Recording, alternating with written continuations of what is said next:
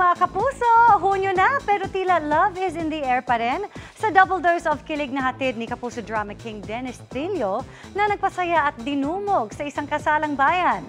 Sa kabila ng busy schedule, kamusta naman kaya siya as a dad and as a husband? Makichika kay Lars Santiago. Pinapangako pakamamahalin.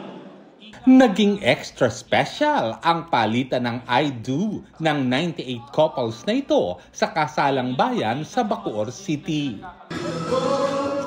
Double dose of kilig dahil hinarana pa sila ni Kapuso Drama King Dennis Trillo. Ang ilan sa mga bride, tila di na napigilan ang kilig kay Dennis na dinumog para makipag-selfie. Ramdam mo yung pagmamahalan nila doon sa atmosphere ng lugar, sa buong gymnasium. Congratulations sa lahat ng mga 98 na kinasal kanina.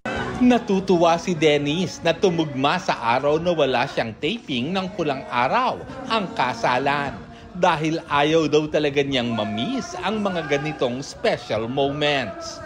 Sa ngayon, balik na muli sa taping si Dennis at tiyak daw may mga bago na naman siyang matututuhan sa pinakamalaking family drama sa Philippine TV ngayong taon.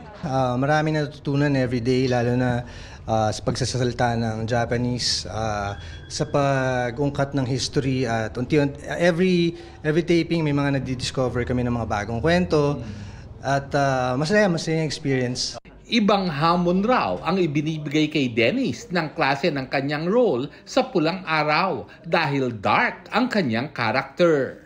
Pero puring-puri rin ng Kapuso Drama King ang mga co-stars niyang sina Alden Richards, Barbie Forteza, David Licauco at Sanya Lopez. Barbie at David, lagi ako nilang ginugulat sa mga pinapakita nila. Lalo na ngayon dito, ibang-iba na naman yung gagawin nila. Si Alden naman, first time siya makatrabaho sa teleserye at matagal ko na rin inaantay yung chance na to. And Bill Sanya naman, nakatrabaho ko na siya dati. Pero ayun, nakita ko yung improvement niya rin. Bukod sa Pulang Araw, may pelikula rin sila ng asawang si Jenilyn Mercado, ang Everything About My Wife. Mula ang original na pelikula sa Argentina. At ngayon, sina Dennis at Jenilyn kasama si Sam Milby ang gumagawa ng Filipino version.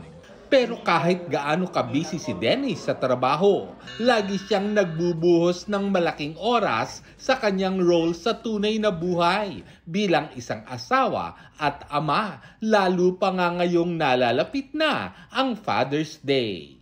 Bilang hands-on na dad, alam ko talaga yung bawat hirap, bawat puyat, bawat sakripisyo na ginagawa para mapalaki ng tama yung anak nila. Hindi lang yon, kundi yung magbigay ng oras na samahan sila habang lumalaki sila, makilala ka nila, magka-bonding kayo, may ginagawa ka man, nagbigay ka ng oras talaga.